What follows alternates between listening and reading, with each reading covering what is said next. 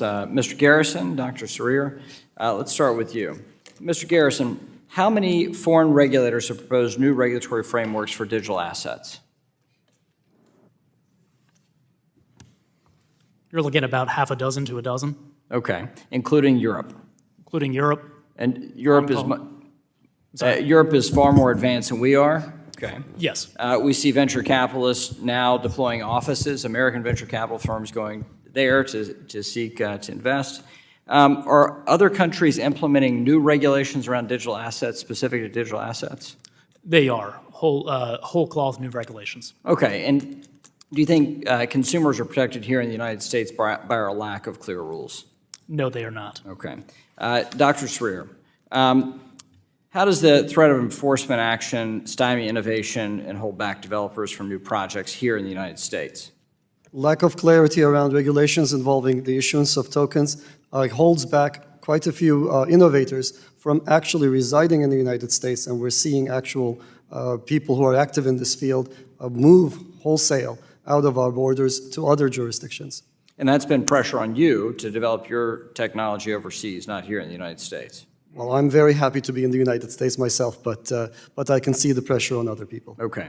Now, Mr. Garrison, in terms of the cost structure of potential action, enforcement action by the SEC, what does that look like for a firm? What does that look like? I don't want to get into the book of big law and what they charge, but it's not cheap, right? It's not. You're hundreds of thousands of dollars and into the millions, depending on the charges. Okay. So, as I said, we want a purpose-built regime for digital assets, right? We want it, same risk, same regulation. That's the focus. Mr. Sexton, in the draft here, we've said that decentralization is the key. If a digital asset association is associated with a decentralized and functional network, they'd be treated as commodities. Would the CFTC and your organization be able to serve as primary regulators over the digital commodity spot market?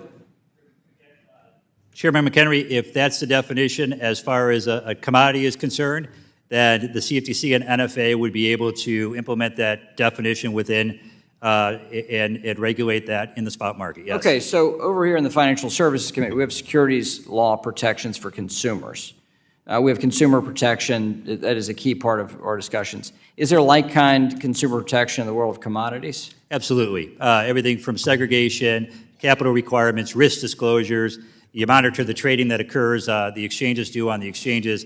There's very similar type of customer protections are in place with regard to retail participants. Dr. Sarir, about decentralization.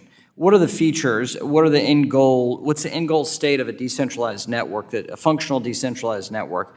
What are the attributes of it? Give us some sort of, not your 401 class, maybe your 201 class from your college days. Simply put, a decentralized network aims to provide a service wherein, even though some of the actors in the system might be what we call Byzantine, they might be acting in an adversarial fashion, the system is still able to maintain its safety and integrity guarantees for all of its users. These networks are more resilient than other computer network systems.